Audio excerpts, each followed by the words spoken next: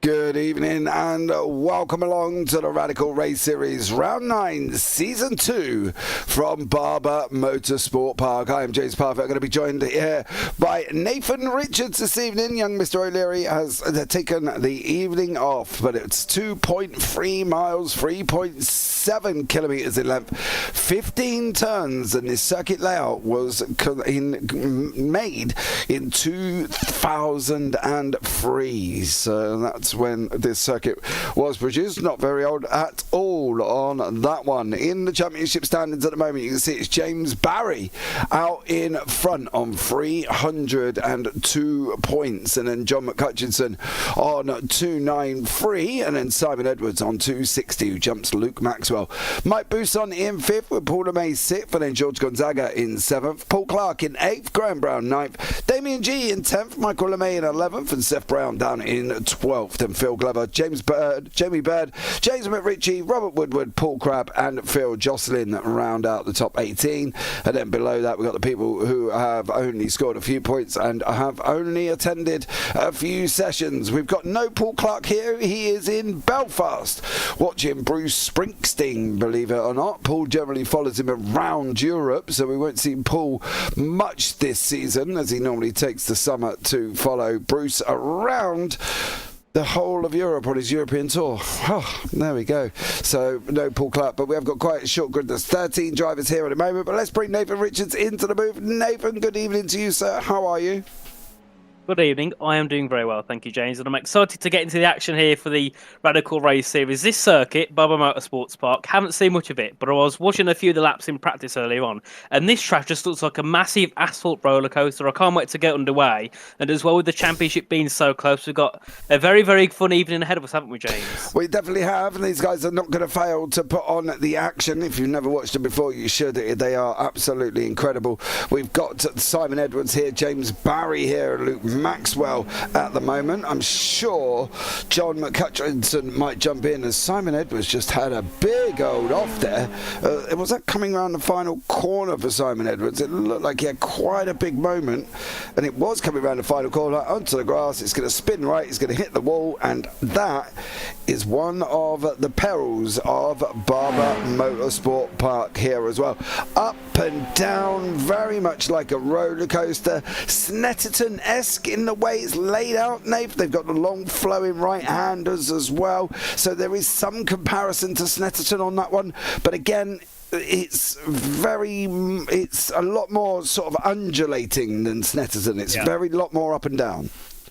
Of course, and I think, you know, with these Radicals being quite small cars, and the track itself being quite wide, it allows for some good racing. You'll see some moves, possibly into some of the high-speed corners, which in other cars you might not see happen, which I think is brilliant about these Radical cars. They're very quick, very easy to turn, so I'm sure we'll see lots of action with all the cars, but they're now heading out onto circuit for the qualifying stage. 10 minutes to go of qualifying, and we'll see who can put it on pole. But of course, with John McCutcheon not being here just yet, and of course, with the chance he might not make it, James Barry would love to be on pole and would love to win with his rival not being here tonight. Yeah, absolutely. I think James Barry is in with a great shout of the championship. He's doing amazing this season. So hopefully for him, he might be able to carry that on in Barber on, well, he's 3:02. He's 9 points ahead of John McCutcheon. If John is going to make it, he normally jumps in round about the end of quali. So we might just see him at the end of qualifying, but we will have to keep an eye out and see if he's going to be able to make it.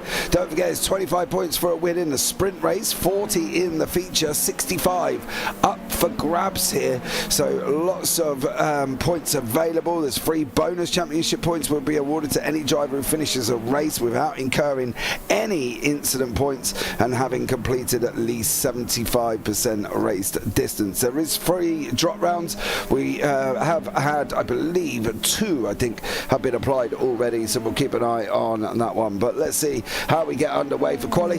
What do we think? Where's going to be the flashpoints, Nath? Where am I looking for all the action? Well, pretty much every corner, because honestly, like I said before, I haven't seen much of this circuit, I haven't seen much racing, but from what I can see, and from how the cars are taking them, I think we can have action in every single corner. Qualifying, well, there's never anywhere not talking qualifying, because every corner matters, every inch of the corner matters. So I think in qualify, watch everywhere. In the race, the high-speed corners, because I think we're going to see some very unexpected moves into there, and I think sometimes the unexpected can become the expected, which is a brilliant thing for racing, isn't it? That's the thing, I think, with these guys as well.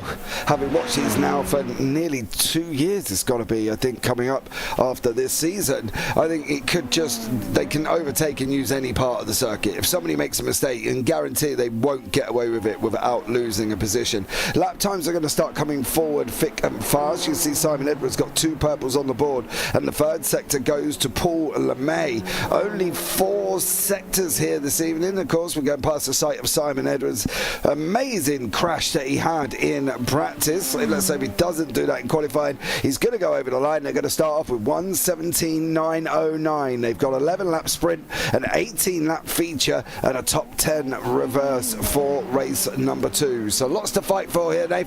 Where would you want to be in race 1 for the sprint? What if you gave you a position and said, right, you've got a top 10 reverse, what's your ideal position to start race 2?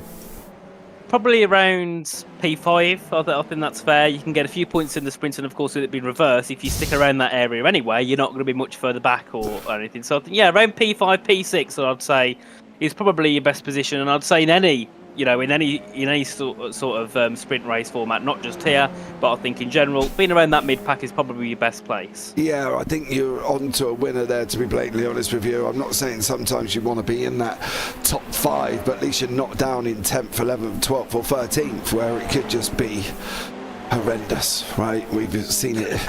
We've seen it before, where it could just be an absolute nightmare down in that middle pack. Paul LeMay has got some greens on the board with a purple in the mix. Looks like James Barry has just managed to join us in the session. No lap times for Mike Bousson, Phil Jocelyn or James Barry as they're just starting out here, but Paul LeMay is going to go over the line in a very brief moment. Simon Edwards improves on a 17.4. What about Paul LeMay? What does he do? No lap time for him as of yet. He's going around the right-hander, so he must have invalidated that lap. Bousson puts himself into 4th on a 1:18.3. Graham Brown jumps up into 3rd on a 1:18. So lots of improvements from drivers here. Dave, it's going to be a very close qualifying. It will indeed, and even though with many improvements on the board, Simon Edwards still with quite a big gap, just under 4/10 of a second separates him and Luke Maxwell. As we can see here, James Barry, I believe, is heading up towards the line. We'll see what he can set as Michael LeMay goes up into P7, and that'll be Gonzaga, who pops himself into 7th. Now was Barry into 2nd, and 2,000 separating Edwards and Barry at the top. So very close so far between these two. We'll see what they can do towards the end of this session. 5 minutes to go, so we're halfway through this qualifying session. So probably around 2 more representable laps these drivers can set. Yeah, Simon Edwards again has got purple on the board. He's on his way round turn 14A before he goes into turn 15. The left-hander, and he's going to go down the start-finish straight and over the line. What is he going to do here? 4 minutes 40 left to go. There's still a good few more laps in the tank here. Simon Edwards again improves on a 1:17.343. What about Paul LeMay? He jumps up into 4th place. place. Mike Buson's got some greens on the board in 6th. He goes now up into 5th. Graham Brown is in 7th. He's coming over the line. What is he going to be able to do? Is he going to jump back over Mike Buson? And at the moment, no lap time there, I don't believe, for Graham Brown. So still fighting away. This is not done by any shape of the imagination here, Nathan. We've still got 4 minutes to go. Of course, we can see here James Barry as well. In 2nd, he's looking to improve with the purple. 2nd sector on the green. 3rd sector, as we can see there, Michael LeMay go up to 7th. What can James Barry do? To the top there, with a very, very big improvement there. That puts him onto a 117.288 there, just half a tenth clear of Simon Edwards. As we can see, a few more cars coming through. Paul LeMay also purple in that 1st sector, and also green in that 2nd sector as well. So he could be on for a decent run here. Around at the moment, 9 tenths back from pole, but looking to have some big improvements in those opening couple of sectors. Yeah, I'm sure he will look to try and take that pole position away. He's got 2 greens and a yellow. We'll have to find out what the offset is. 2nd place man Simon Edwards is not improving at the moment. There's going to be no improvement from him.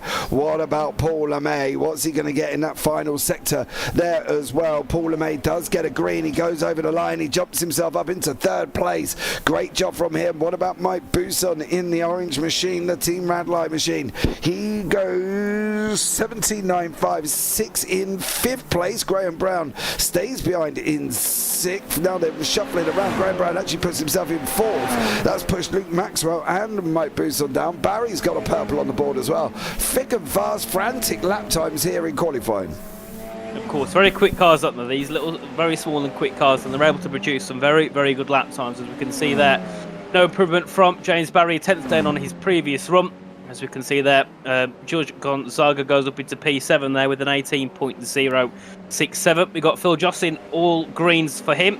As he heads up towards the line, he goes up into 12th with a 19.517 there. Big improvement from his previous run, and not many people here. Simon Edwards, we've got Luke Maxwell, Seth Brown, not many people at all, James, improving on their previous runs. And no, the thing is, you get to a point where you just plateau out in these cars, and you're trying to scrape for thousandths of a second to see if you can move yourself forward. And I think that's always a hardship when you get so late in a quali. You've lost kind of the tyre life, and I don't mean they've lost it as in it's gone completely. I mean it's degraded from what was the initial the initial wear, I suppose, from the tyres. Right at the beginning, you've probably got a couple of laps. They're at their most optimal, and then after that, it's kind of trying to scrape tenths and thousandths. Phil Glover's onto the grass. Damien G was improving here, but he's now gone back to the pits. George Gonzaga's got some greens on the board as he's on his run round turn 15 as well. What's Gonzaga going to be able to do? It looks like it's an improvement. Is it a big enough improvement over Mike Buson to put himself up into that 6th place? He's yellow in the final sector.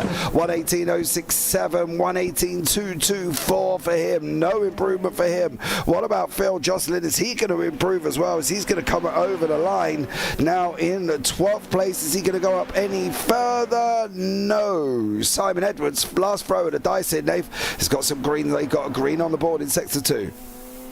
Yes, indeed, but he's obviously gone yellow in the 1st and 3rd, so he needs to find a really good final sector here to try and improve on his lap time as he heads his way now in towards the next couple of corners. And we'll see what he can do in towards turn 11 now.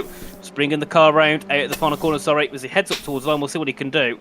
Will it be pole position here for Simon Edwards? No, it won't. He's, I believe, only a couple of tenths off though, so it was a decent run, but not enough to improve. Yeah, Seth Brown might be the last one to be able to finish their lap. I'm not quite sure if James Barry's going to be able to get there. He's got about 30 seconds, and he's only on through turn 12. It doesn't look like a 30-second area of lap time, so he might be all right if he can just nail this one as well. He's got yellows. He's not got an improvement. So for James Barry, this could just be a stalemate and could be where he is at the moment unless he pulls out something spectacular out of sectors 4. He's not. What about Gonzaga? Is he going to be able to get over the line in 4 seconds? He will, I believe. So George Gonzaga does make it, but a 118.1. So that is the end of qualifying, and we'll go into the grid. James Barry will be on pole with Simon Simon Edwards second, Paul LeMay in third, and then Graham Brown and Luke Maxwell in fourth and fifth. Mike Buson in sixth, George Gonzaga in seventh, Seth Brown eighth, Michael LeMay ninth, Jamie Bird, Phil Glover and Phil Jocelyn, with Damien G rounded out the top 13. No John McHutchinson. Let's say that again. No John McHutchinson. Let's see where he stands on drop rounds and whether or not he'll be able to take this as a drop score. Close fighting in qualifying. Do we expect the race to be any different? No, I think it'll be very, very close as always, and I think we'll have some brilliant battling because we might not see a field which is within a second of each other. You know, the gap just go down to just over 2 seconds, but the drivers within those gaps are all very close to each other. You know, the top two separated by 5,000th. I think it was only a couple of tenths separating those in the bottom three. So we will have some brilliant racing all throughout the field. Of course, James Berry on pole. He would like to take a win here.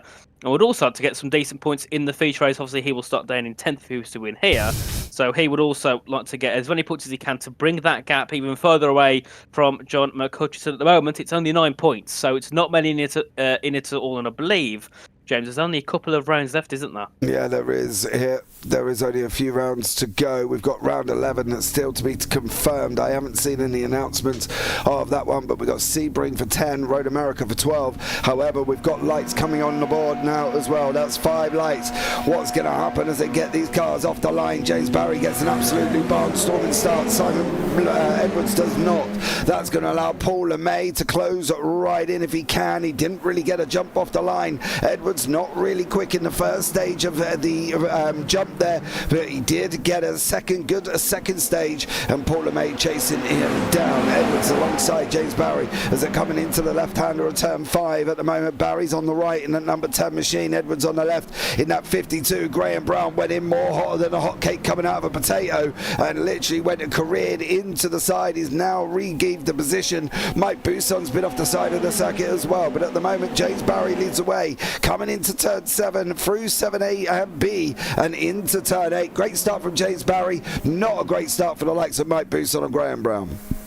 Of course, many drivers making very good starts there. Gonzaga, Brown, Bird all up 4 and 5 positions, so that puts now Gonzaga up into possibly a podium position here for this race, and they've already broken away pretty much a second and a half from those in third and below. So we'll see what Barry and Edwards can do as they continue on. And it was a very good start for Barry initially. Into turn 3, they went very wide and led Simon Edwards to come side by side in towards the next corner at turn 5, but obviously Barry was able to stick it round the outside and keep himself up into that top position. Now, as we can see here, Gonzaga in third place under pressure here from Seth Brown as they all look to battle for third, and then behind as well we got, I think, Paul LeMay into the pits. So not sure what's happened to him, but he must have had an incident somewhere on the opening lap, and we can see as well a good battle as this is a replay here of, I think, Paul LeMay. Yeah, it is. This is where Graham Brown coming hotter than a hot potato. Look, he's full on the brakes, locked up, just hits the side of Paul LeMay and puts him and Luke Maxwell off the side of the circuit. So Luke Maxwell at the moment battling down with Mike Buson, who had his own problem here at the beginning. We'll see what happened to Mike and see how he got on. He just come out the corner too hot. One of them sort of half awkward spins, unfortunately, for Mike Buson. As we look back from George Gonzaga to Seth Brown, there's a nice little battle from Damien G looking back over Luke Maxwell. These guys coming through as turn 8 at the moment on the run to turn 9. I don't think Damien G is going to be able to hold him. No, Luke sweeps round and gets the job done, but great action all the way through the field, and Seth Brown and Jamie Bird battling away here. Of course, he will see what Jamie Bird could do to get himself past Seth Brown, because I think Seth has kind of dropped a little bit away from third position now, so it's down to James Bird to try and make a move there. You can see taking some alternative lines, just trying to find a better way through here than Seth Brown to try and jump himself up into fourth in a fight for the podium. Of course, second and first now 2 seconds back from those guys, so that battle is pretty much out of contention, I think, at this point, as Jamie Bird heads down towards the first couple of corners, looking to find a way through, touches a bit of grass as they head their way down the first corner. That definitely could have lost him a little bit of time, and now he needs to kind of focus. He's got, 8 laps to go, 8 laps to make a move ahead of Seth Brown, but he's losing time here as he gets underway with his third lap. Yeah, this is a story of Jamie Bird's season. He never qualifies overly well, and when he does start at the front towards in the reverse, it all goes wrong. I don't know what it is or why it is, but you can see now he's up 5 places side by side with Seth Brown going through turn 7A and 7B. Ah, man. That is just too close for comfort with Jamie Bird and Seth Brown. Yeah, we don't know what it is with Jamie Bird. He doesn't qualify well. He finishes up high in the race. And then in race 2, he'll start near the front and it just for some reason all goes wrong. We don't know. We can't answer the question as to why. It's just one of them things that's happened to Jamie Bird this season. And again, it's showing here, Nate, where he qualified down in 10th and is now up into 4th. Yeah, he's doing a brilliant job, isn't he, so far, up into 4th position, looking to now try and close in on 3rd. As you can see here, Michael LeMay looking to try and make a move for P5, as he's currently around half a second back. As we can see, James Barry there set the fastest time with a 17.844 at the front of the race, leading by just under a second to Simon Edwards. As we can see, Basson there making a move ahead of Damien G.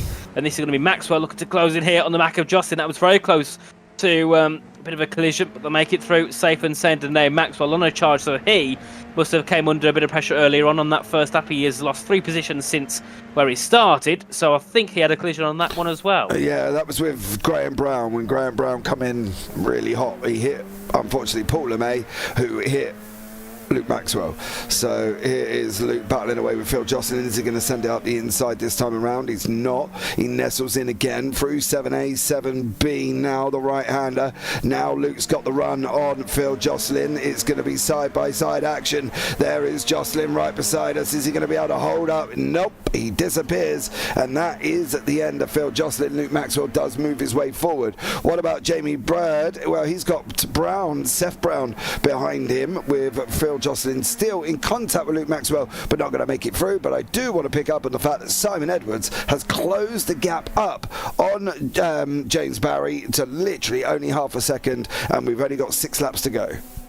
Yeah, there must have been a mistake somewhere there from James Barry. As also Simon Edwards takes the fastest lap, a 17.599 there, 0.3 quicker than James Barry on that previous lap, of course, being lap 4. They're now on lap 5 out of 11, so nearly around that halfway point as well. As we can see further behind as well, Seth Brown also looking to close in on the rear of Jamie Bird, and Michael LeMay looking to break up a little bit from Seth Brown, but he will be also looking to try and close in if he can and try and get involved in that battle for P4 in P5, as well as we've got Gonzaga in P3, kind of in the middle of nowhere. He's 4 seconds from second, but he's 2 seconds from 4. So as long as he can keep himself with those consistent lap times, he shouldn't have to worry at all about the podium, I don't think. Yeah, I agree. I think Gonzaga's just in that no man's land. You can see him in the background there with Bird and Brown and Michael LeMay as they continue to fight it out. As looking back out of James Barry's car, that's who he's seeing. The ever looming purple and pink machine of Simon Edwards. That livery's been the same for the last, I don't know, 8 seasons or something crazy like that we've been here. He's just been absolutely in the same car livery, never changed. And if it ain't broke, I suppose, Nave, don't try and fix it. And he's doing a great job. He's going to use that draft. It's come down to 3 temps, 3.5 temps, 3.6, goes back out. He's just can't quite get there enough on James Barry down that straightaway. Of course, but we can see here from these last couple of lap times, though, Simon Edwards is quicker here than James Barry. He's taking some better lines, goes a little bit wide there, though, as they head out at turn 3. And obviously using that slipstream down towards some of those key braking zones, he's really pulling himself even closer to the rear of James Barry as they head down towards turn 5 now. This could be a very good battle to the end of the race here between James Barry and Simon Edwards. I believe Simon Edwards is 3rd in the championship, so he is a little bit further back, about 40-ish points back from James Barry, but any position, any points here that he can get over James Barry will definitely help him towards the end of this season. Yeah, absolutely. Paul LeMay is in YouTube chat. Good evening, gentlemen. Good evening, Paul. You're sitting in the pits at the moment. Is everything okay, dear sir? Let's check that first off, because obviously you finished a little bit earlier than we were hoping. You're doing really well there. I thought you might have been able to get onto that podium at the beginning, but we're looking off the roll bar of Simon Edwards' machine now as he's chasing down Barry. He just can't seem to get into that draft range enough. It's got to be about 2.5 temps to really make the most of it. Luke Maxwell is looming in the background there. I've got a funny feeling that's Michael LeMay he's going to put under pressure.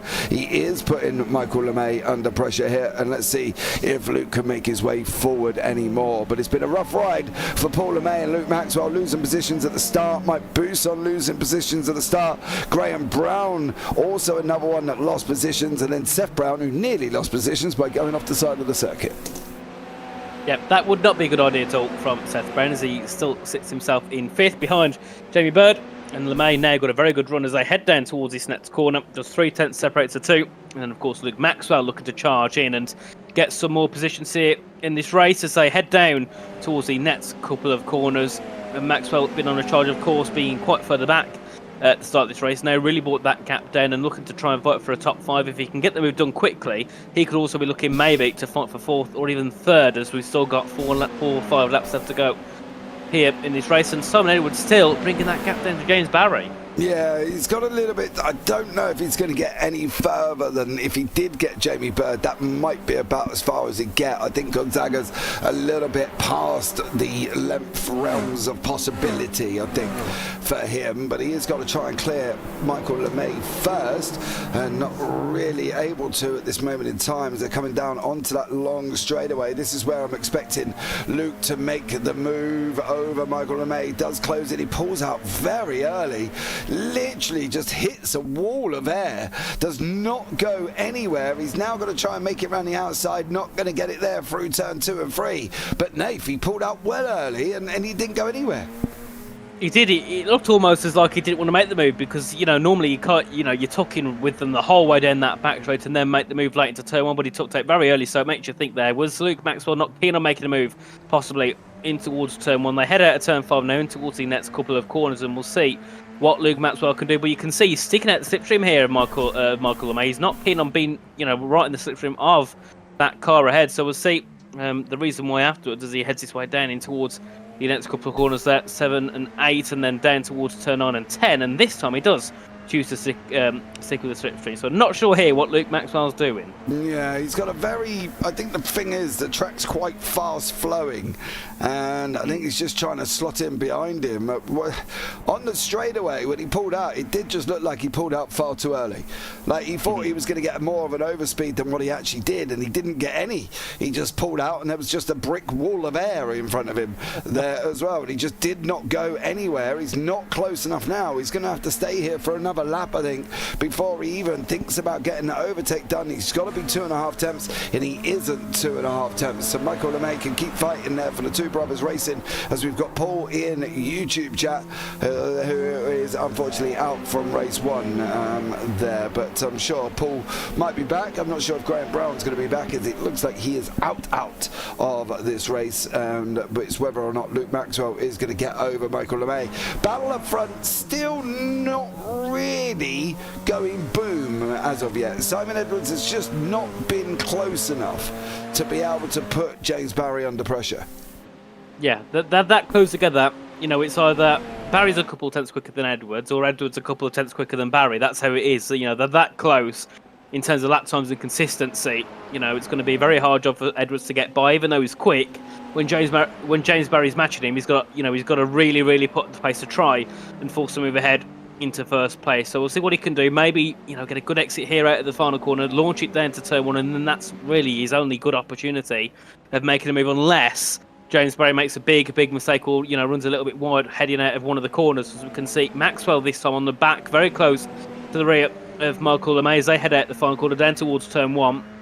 We should see a big use of slipstream here from Luke Maxwell, but not really getting enough to make a move into turn 1. They head through, then to the right at turn 2, and Maxwell just, it seems, happy to tuck in behind the rear of LeMay here. Yeah, I am surprised he hasn't gone for this.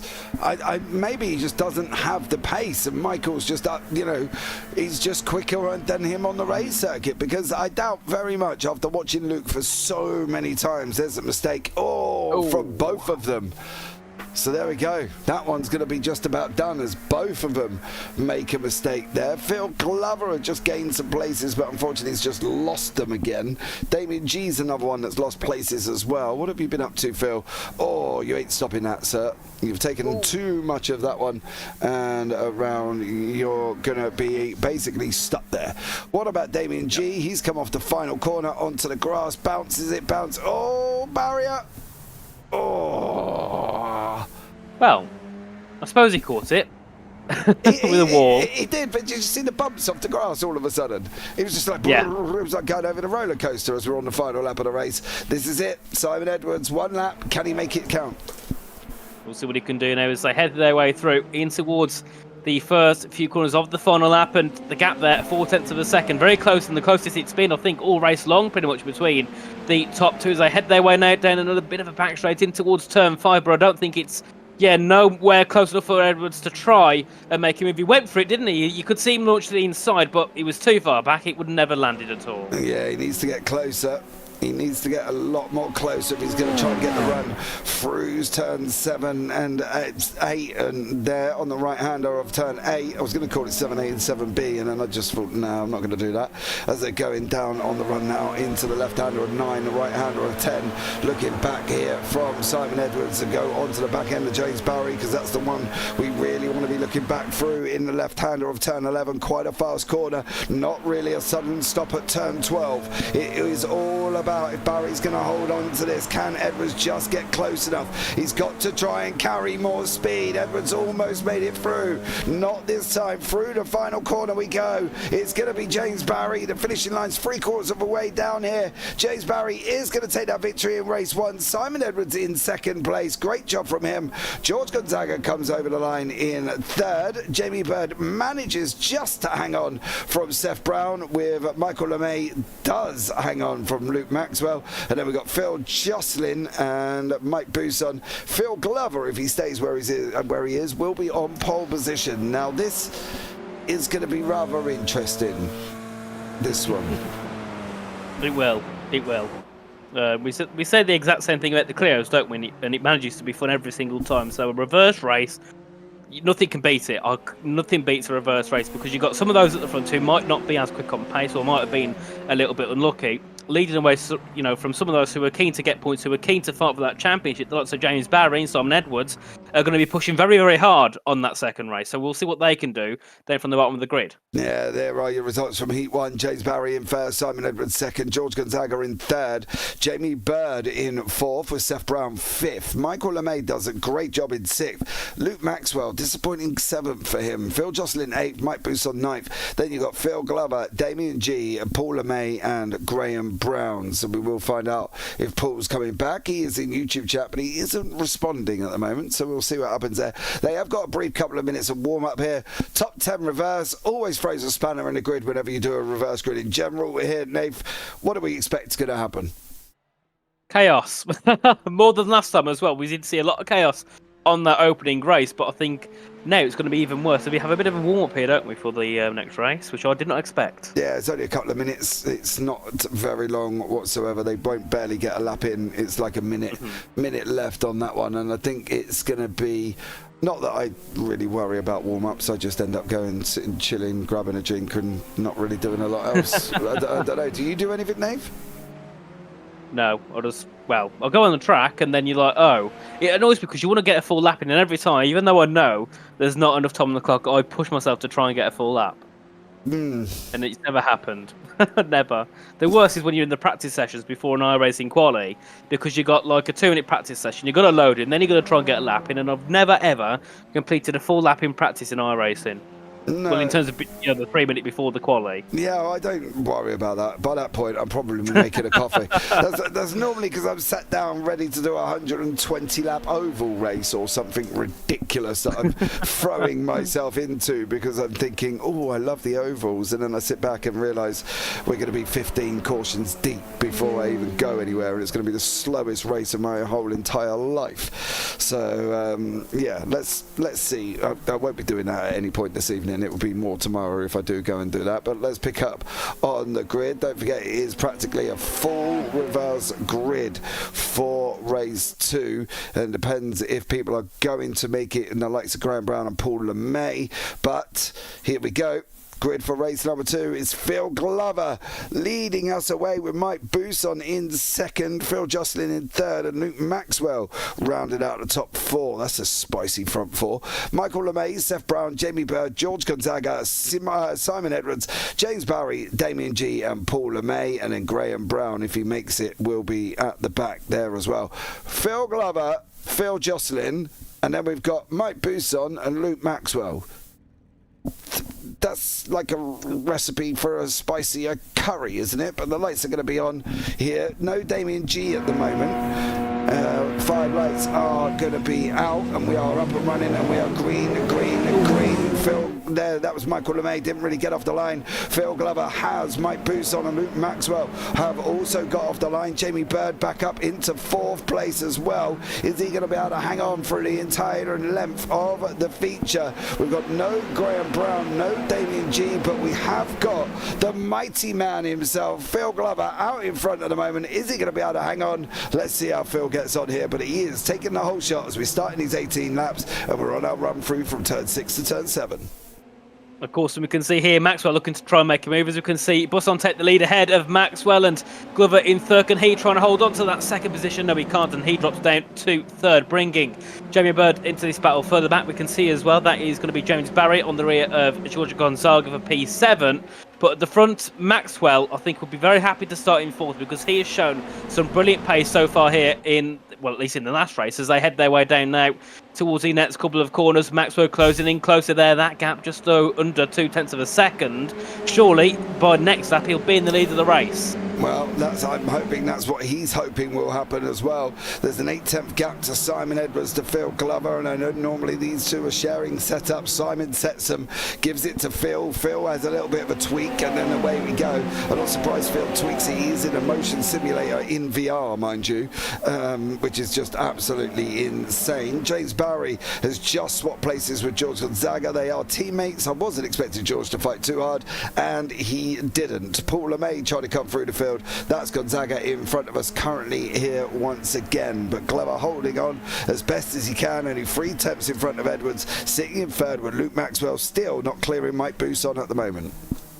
Of course, we'll see what can happen. As you can see, the gap's looking to start to increase a little bit more. Phil Jocelyn down to P10, that gap now over a second, and this is, of course, the fight for the lead between Maxwell and Bousson as they head their way through towards the next couple of corners here. The gap just under 0.4 of a second. Very nice run here from Maxwell so far, and Glover in 3rd. Obviously here for Maxwell, he would like to try and get a win, but obviously Simon Edwards is charging through very quickly. So for Luke Maxwell's hope, you know, he'd like Phil Glover to kind of block Simon Edwards a little bit as they head their way through into the next couple of corners now. And we can see Simon Edwards this time looking to try and make a move for 3rd. Yeah, he's got... Oh, unfortunately for Phil, he went off the side of the circuit, made a mistake, and that allowed Simon Edwards through. Did he manage to hang on from Jamie Bird? I don't think Maxwell's close enough this time around. It looks like Glover might be close enough if he can just get hold of Simon Edwards' draft. He can't. Mike there with a 1:18.741, so Bousson has set the fastest lap. However, it has all gone a little bit Pete-Tong coming into turn 1 for Mike, the man from Froome in Somerset, just up the road from me. Used to driving a combine harvester, and now he's in an SR10 whizzing around. Barber Motorsport's doing an absolute stellar job, sitting in 1st place at the moment. Maxwell again just doesn't seem to have any response for him. yeah, a bit of a lazy send there from Maxwell into turn 5. I think he was hoping more of a mistake from Bousson than actually, you know, getting the move done as they went through towards turn 5. Heading towards the next couple of corners here at turn 7 and 8. Yet again, Maxwell closing in, but doesn't look clean on making a move, doesn't look too bothered on getting himself up into the lead or making himself a position ahead of the car in front of him. As we can see, Simon Edwards not really bringing that gap down. It's 0.8 at the moment between Edwards and Maxwell, and further back as well we can see James Barry kind of stuck in P60 with 15 laps to go, so definitely more than enough time for him to move up a few positions, but Barry definitely not pleased being down in P6 after having a very good victory in the sprint race. So that's going to be very wide indeed from Jamie Bird, and goes off the circuit nearly. Oh, he manages to hold it though. Fair play to Jamie Bird. That was absolutely incredible. Again, Maxwell not close enough. Again, Edwards not close.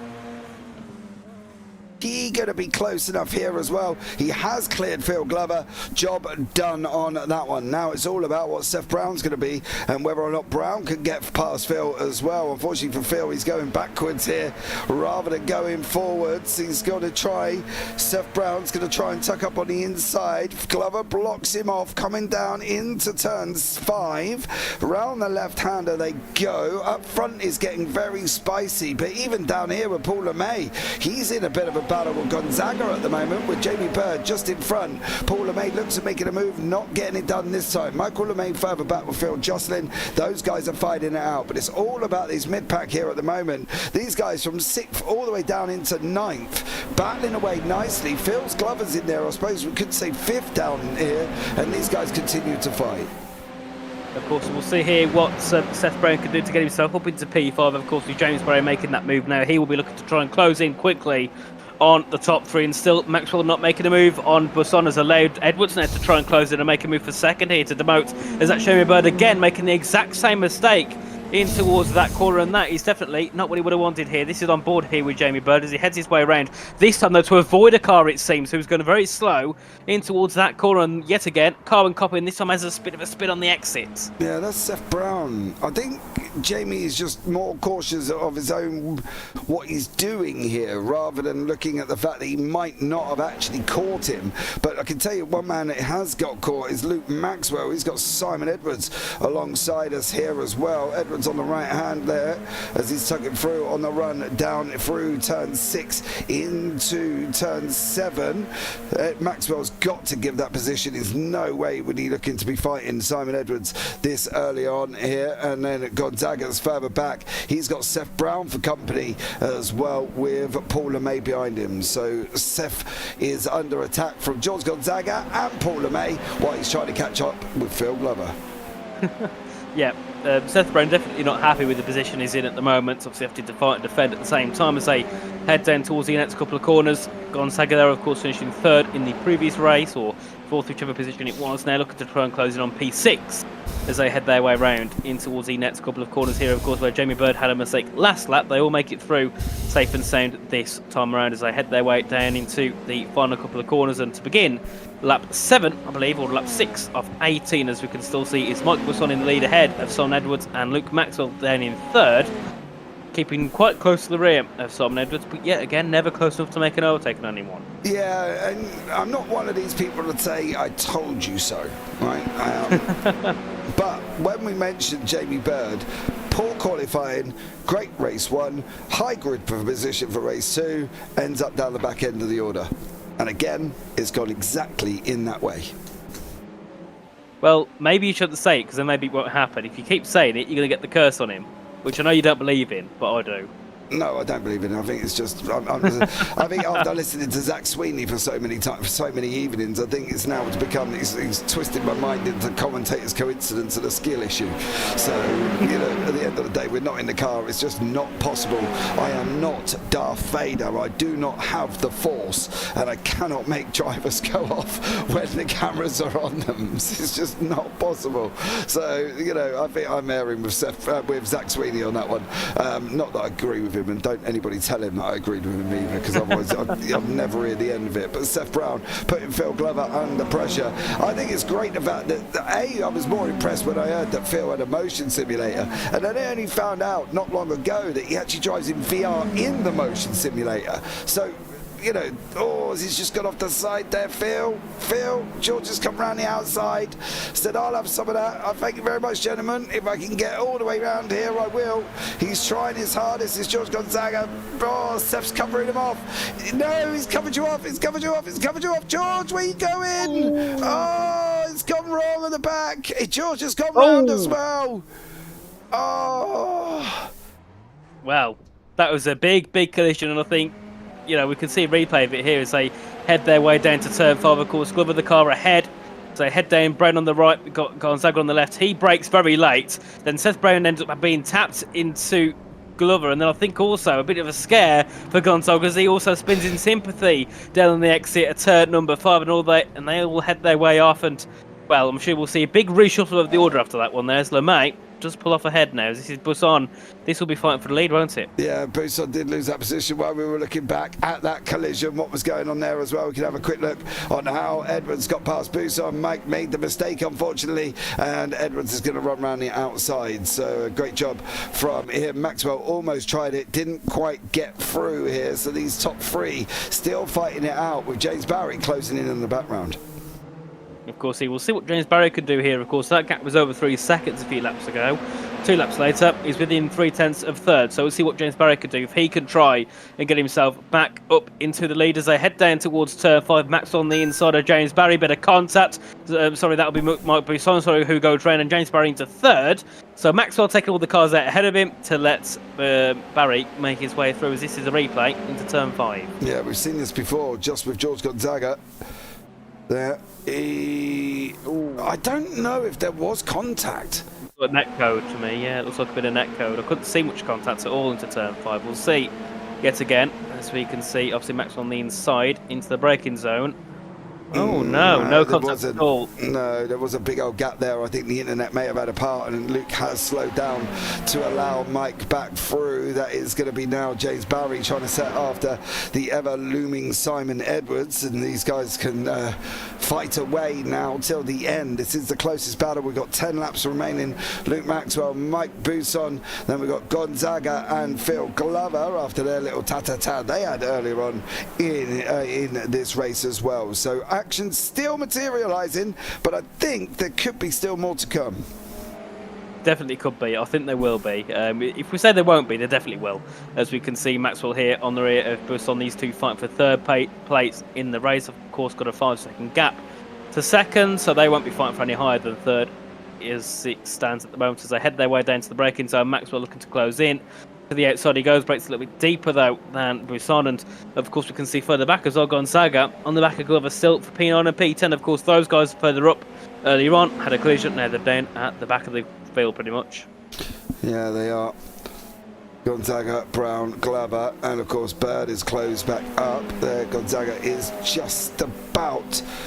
Nope, I thought he was going to get Phil Glover there. He did not get the job done, did George. Phil's all a little bit squirrely, mind you, here.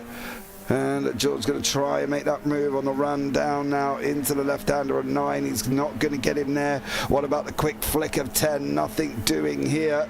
Keeping an eye on the lap times up front as well. They've gone out a little bit. Gonzaga closed in down to below 1/10. Oh, Phil. That's got to be rattling his teeth in that motion sim he's got at home. I can tell you that much. Especially if you can imagine a motion sim on 100%, Nate. I think I'd end up needing dentures by the end of it, especially if we were at Sebring. Yeah, it would be, well, I'd say I'd like to try it once, but I don't think my body could keep up with it any more than that.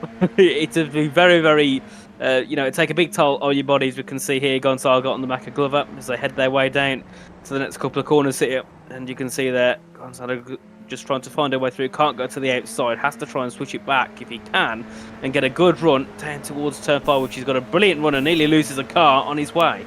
Yeah, he does. There goes Phil Glover. Is Gonzaga going to be able to hold it? Glover's going to try the outside.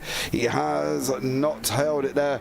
And George Gonzaga does go through. Pulls ahead of Phil Glover now, who's got to finish. Well, I think he's going to finish in 10th, as he's a long way ahead of Seth Brown. No real place going. Maxwell and Buson fighting out the front for third on the podium. And at the moment, James Barry not really closing down on Simon Edwards. 8 laps to go. Anything can happen, though. And we've generally seen it throughout this race. Anything can happen.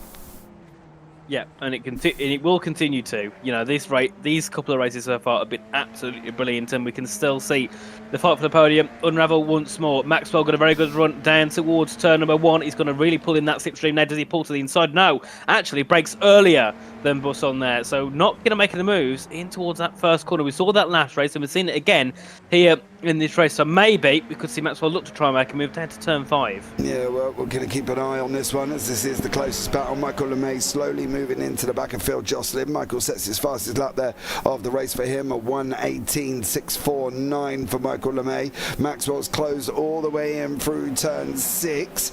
Now they're going to run down into the right-hander of turn 7 once again. Let's see what happens. They're going to go single file. I think that's the best way to be through here. I wouldn't want to be jeopardising too wide on a very tight set of corners with a huge plummet in the middle here, Nate. I could not think of anything worse about putting my car alongside somebody else at that section.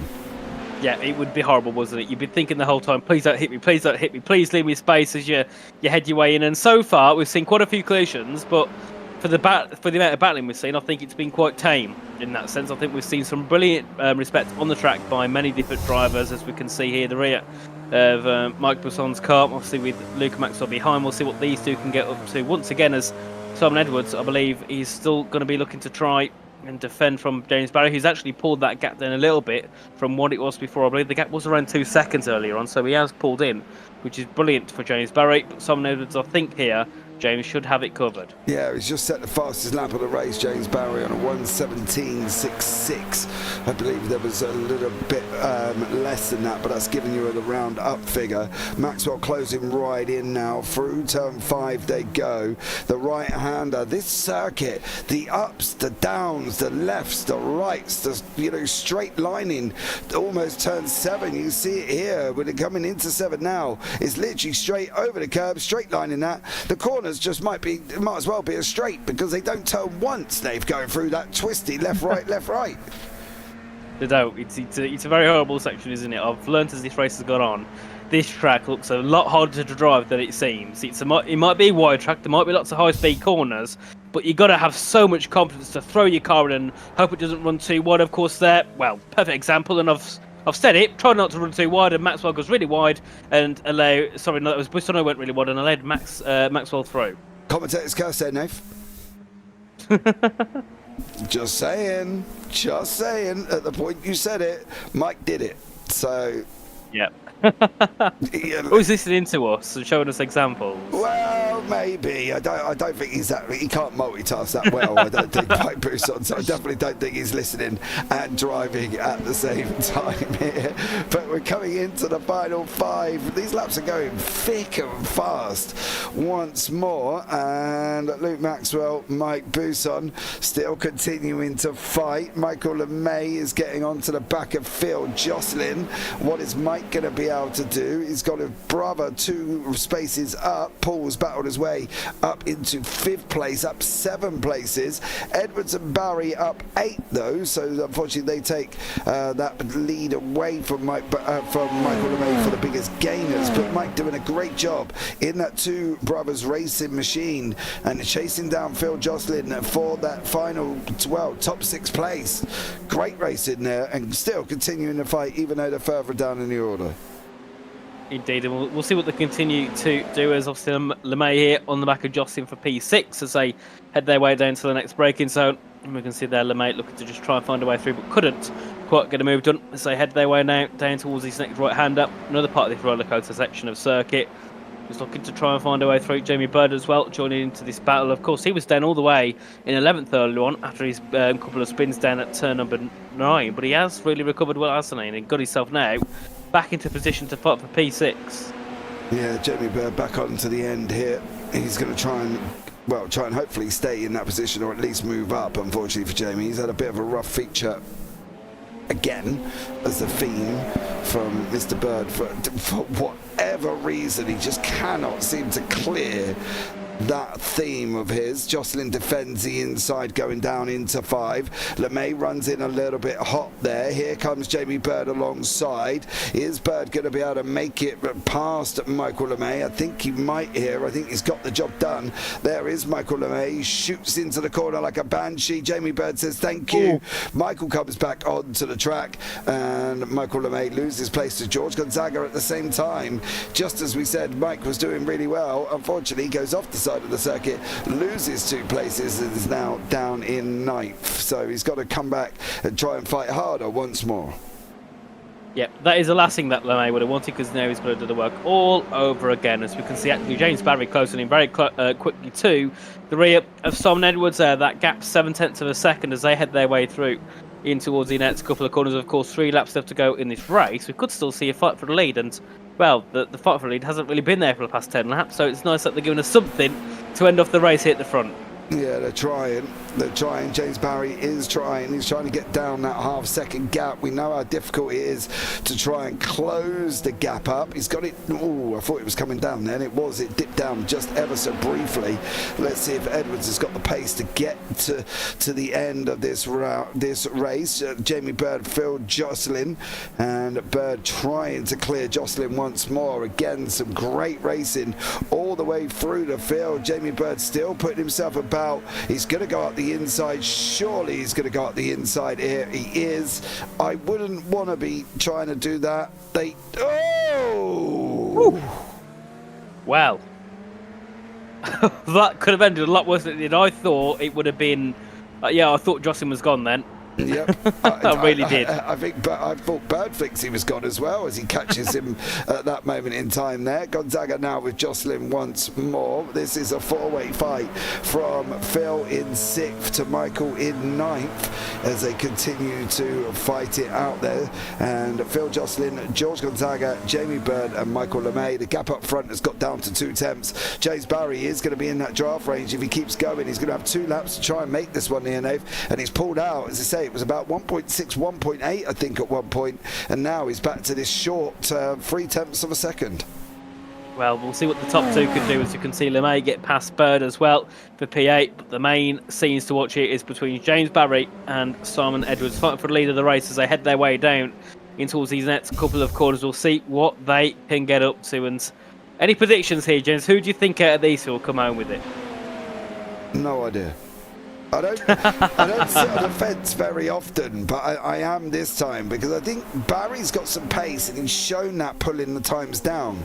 But I'm also aware that Simon Edwards at times, whether or not he's got a full wing, I would have thought for a twisty circuit, fast circuit like this, he would have some form of wing on there. Now, Simon is very used to running literally barely any wing if he can. If he can get away with it, he'll take it off, I'm sure. But I think here is a different prospect. I don't think you're able to run such a skinny wing with these corners in there. Well, we'll see what happens as the final laps get underway. Of course, the penultimate lap 17 of 18. And we can see here James Barry closing in, but nowhere near enough. Sorry, to make a move, but nowhere near enough as they head into the corner to make the move ahead of Simon Edwards, who pulls immediately to the left as they exit the corner. Yeah, it goes on the big old defence. He wants to try and get a run through turn 7 and 7B and turn 8, which is where they're at now. We're down to 3 tenths. We've got 1 lap and a half, and I say a half because these guys have only got half a lap remaining of the lap that they're on before we go over for the white flag. Round the left-hander of 11, now into the right-hander of turn 12, looping round or over the ditch, they go down into 13. Now the right-hander again, they go back up again into turn 14A before they go left and down once more into 15. It is so up and down at this circuit, but it's going to be the final lap of the race. Is Simon Edwards going to hold on, or is James Barry going to get there? Well, we'll see what happens as they head their way now in towards the next couple of corners, and the gap 3 tenths of a second now, and Edwards still in the lead and trying to, I suppose, back up James Barry into some of the corners, so he can't really get a run to make a move. This is probably the final opportunity here for Barry to fight for the lead. The gap is just over 2 tenths of a second as they head down to turn 5, not close enough to make a move there, so now I think Barry needs to rely on Edwards making a mistake. Yeah, he does, and I don't think he's got much opportunity. That one is Simon Edwards going to be able to hang on here for this victory. He's going round turn 7 into 8 now, the right-hander. He's got one more run to do from 8 down into 9, and he's got left through 9 through the right-hander of turn 10. Up he goes into turn 11. They're going to jink down the left-hander of 11, down the hill into 12. Still Barry's not close enough. Up over the hill into 13, that downhill right-hander. Up again slightly into 14 and 14A, and now they're coming around the final corner of the race, and I think that is it. It will be Simon Edwards. He is going to take the victory in race 2. He did an absolutely stellar job. Second in race 1, a win in race 2, a win in race 1 for Barry, and a second in race number 2. Luke Maxwell a third, and for him, Gonzaga still Gonzaga comes on the line in 6th. Bird is still fighting with Michael LeMay and Phil Jocelyn. Jamie Bird, is he going to try and sneak up the inside? Oh, he nearly had the run there, didn't quite make it. Phil Jocelyn does come over the line with Michael LeMay and Jamie Bird there as well. So great action from the guys further back once more. So Phil Glover is going to be in 10th and Seth Brown will be in 11th. Wow, what an ending that was. An absolutely brilliant race to end off the evening, and we couldn't really call who will come out on top between Edwards and Barry, but it was Simon Edwards who got it to the end and got himself into victory. And you would have thought there what we could have saw if there was maybe a couple more laps for those top two to battle. But absolutely stellar effort from the top two. And of course, Luke Maxwell to finish in third. Yeah, it does. Let's bring you up the results of this feature race. So we'll get a couple of the guys in for a chat. So we just wait for the results to come up on your screen. Simon Edwards is your winner. James Barry in second. Luke Maxwell in third. Then you got Mike Bousson in fourth, with Paul LeMay fifth. Great job from Paul, battling for his way through the field. Gonzaga in sixth. Phil Jocelyn seventh. Michael LeMay eighth. Jamie Bird ninth. Then Phil Glover and Seth Brown. And obviously Damien G and Graham Brown did not make it. So we have got Luke Maxwell in the waiting room. We'll have a chat with Luke now and see how he felt his evening went. Mr. Luke Maxwell, welcome in, buddy. How are you? Oh, Luke, you are muted. Are you aware you're muted? Oh, he's gone. I'll tell you what we'll do then. We'll have a... Oh, it's doing that thing again where it's muting everybody. Hold on. Right, Nate, we're going to have to go down. Right, we have joined the boys in their waiting room. There seems to be an error at the moment with the Discord. Keep muting them once more. I'm not entirely sure why that keeps happening. Let's have a quick chat with Luke. Luke, welcome in, bud. How are you? Yeah, all right, thanks, James. Yes, quite pleased with that, considering it's not one of my favourites for sure. Yeah, struggled a little bit there, bud. Yeah, I think race one obviously got a bit unlucky with incident with was it Jamie and Paul and myself coming together there, and that put me back. And then in the last race there, I thought, well, I'll give Simon's setup a go, and yeah, it's definitely much improved. I think with a bit of practice with that setup, I could have been a little bit closer, but I still don't think I'd have had the pace on Simon and James. So yeah, fair play to those guys. Yeah, Graham Brown it was, mate, who come hurtling in like an... Oh, was it? Sorry, Jamie. Yeah. Apologies. He come hurtling in like a bag of hot potatoes. Couldn't get the car stopped. One of those things, isn't it? Easy to lock up first lap. So yeah, no worries. Especially going down that downhill turn 5 as well. This track is up, down, left, right, straight, up, down. It's all over the place. How do you keep up while you're out there driving? Good question. I just how do I keep the tyres on the track? It's probably more to the point, because you're constantly turning. Really, there's not a lot of respite. It's braking, turning, accelerating. Almost throughout. So yes, it's I think it suits the guys with a gentle touch, which isn't me. Yeah, are you saying then your aggressive nature, Luke, might not suit this style? Probably of on the inputs. Yeah. A little bit more gentler for you then, dear sir. But going forward there, buddy, it's going to be an interesting one now. We go on to Sebring. Plain flat circuit in conjunction to this. You just got a bit of the bumps to deal with there. How do you feel about Sebring going into next week?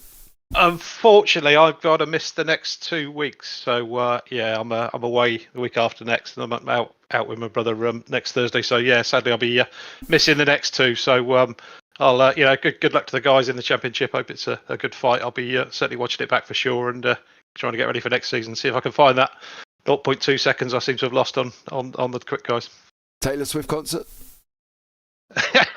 We'll see. All right, Luke, great job for you, buddy. Anyone you want to shout out before we let you go, mate? Taylor Swift, I think. Yeah, hey. keep him coming. Well done, Luke. Great job from you, bud. I can't move you anywhere because it's not working. Oh, it's all right. I'll drop off now. Go watch it back. Good luck, guys. Take care. Let's have a chat with James Barry, if he's here. James, are you here? And can you hear me, dear sir? Yes, I can. Hello. Hello, young man. How are you? Yeah, good after that. Very happy. Yeah, race 1, got that victory. Race 2, second place. That's not a bad evening, surely. Well, I'll tell you, I came into tonight thinking it's going to be so tough to overtake in the feature race. I was even thinking about just taking the pole for the feature race and kind of getting a decent amount of points, because I thought it would be carnage. And to be fair, it was. Well, I thought it might be really tough to overtake, but in the end, people just kind of took each other out. I did a couple of risky overtakes, and then Luke and Mike made it a bit easier for me as well. So yeah, it went well. Well, there you go. We spoke to Luke about it. Very up and down. It's very undulating. Do you think this track suited your driving style? Luke said it didn't, but what do you think of your own? Did it suit yourself? Yeah, this is my first week ever driving this track, and I really love it. It's one of my favourite tracks that I've driven. And yeah, you have to be smooth on the brakes, I guess. And yeah, I've been really enjoying it. And I will say that Simon gave the setup again, and that helped as well. Made it really nice to drive. Did he give you a full 100% setup though, or did you have to tweak it a little bit? Well, I didn't tweak it because I have no idea what I'm doing. Well, actually, no, that's a lie. I added one click on the rear wing. Oh, okay. So I guess I made it my own. Did you think you were going to get Simon towards the end of the feature? Yeah, well, to be honest, he was making some mistakes in the last few laps, so I didn't want to risk anything because I knew I was in a really good place, and I didn't want to lose my extra safety points as well for 0x. So I was just hoping he'll bin it himself, but he managed to hold it together. Oh, you're asking a lot from a man that's won the championship 6 times, dear sir. Yeah, I know. Well, he was locking up here and there. Okay, James. Well, cheers for joining us there, buddy. Look forward to seeing you in Sebring. Anyone you want to shout out before we let you go? No, just shout out everyone who turned up today, and thanks everyone. Yeah, great job from them. Right, let's have a chat with the man here as well. Simon Edwards, he said you were locking up and making mistakes. Is that right? I made 2. I've made a mistake where I normally don't make a mistake, which is what I call it, the bumpy chicane. But the chicane, I just went in too fast and locked up on the outside of that. So that was where my main lockup was, and a tiny lockup into the hairpin. I was trying to do what he was doing, basically, do a 0x race, and I knew from the first race that it was very difficult when you've got 2 equal paced people to overtake. So I wasn't too worried as long as I didn't make mistakes, and I made 2. But apart from that, it was good. Yeah, I love this track as well. Do you? I was just about to say that to you.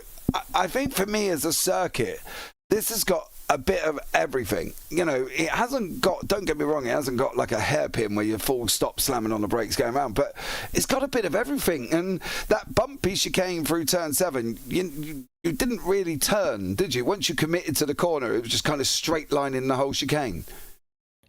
Yeah, that's it. And in reality, if you look at an IndyCar, it does exactly the same. You wonder how an IndyCar gets over there, but they do exactly the same. And just straight line over the middle bump, if you like. Yeah, I'm not. Yeah. So, go on, Simon. Sorry, I'll shut up. Go for it. Yeah. I was just taking that line. I've always taken that line in any car that I've driven here. I've won a high league race. I just joined as a guest once in a front wheel drive Kia race with loads of. It was a championship that a couple of the BTCC guys were in, and I won one of the races in a front wheel drive car. So I just love this track. But yeah, it's got, like you say, it's got everything. It's got a flat out chicane. It's got that really tricky chicane. It's got a near hairpin downhill braking, and then it's got some really tricky to time your throttle and not burn your tyres out corners, such as T2, and then over the brow after that fast chicane, and that's tricky. And then the last corner's like lethal if you get on the grass on the outside, and it's really easy just to drift out there. So, but any technical track, I normally love them. Yeah, that last corner just kind of goes on forever. Once you go down the dip and into 13, it just drags all the way round there as well. Going forward, though, where do you think you'll be in that championship now? Do you think you're too far back? Probably, unless... Do you live near James? Can you nobble him or cut his internet or something? No, I don't know where James lives, but I live near Mike, but I don't think Mike's really going to be in that fight. So, yeah, unfortunately not. Yeah, no, I think James has got it, barring any disasters or emergency dental. Yeah, I think that would be Phil, mate, after he's been in his motion rig with VR. I think he might need a couple of dentures put in after that one. But listen, Simon, great job as always. Look forward to seeing what you can do at Sebring, young sir. Anyone you want to give a shout out to before we let you go? I'll give a shout out to James, that he was slower than an old man in the same setup. There you go. Oh, Simon Edwards, you ferocious animal there. Look at you getting the nails out. Simon, thanks so much for joining us, everybody. I look forward to seeing you next week. Yeah, see you next week. See you later. And as per normal, we will finish off with a man that is in a motion sim in VR, Mr. Phil Glover. Phil, how's the teeth, dear sir? Because I bet that got bumpy through that race, didn't it? Yeah, it did. Yeah. It's all over the place, isn't it, this track? But yeah, it's not as bad as the rallying, so yeah.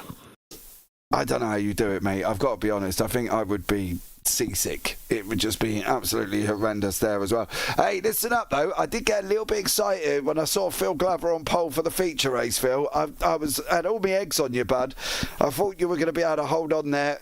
What did you think? Did you think you could be able to hold on a little bit?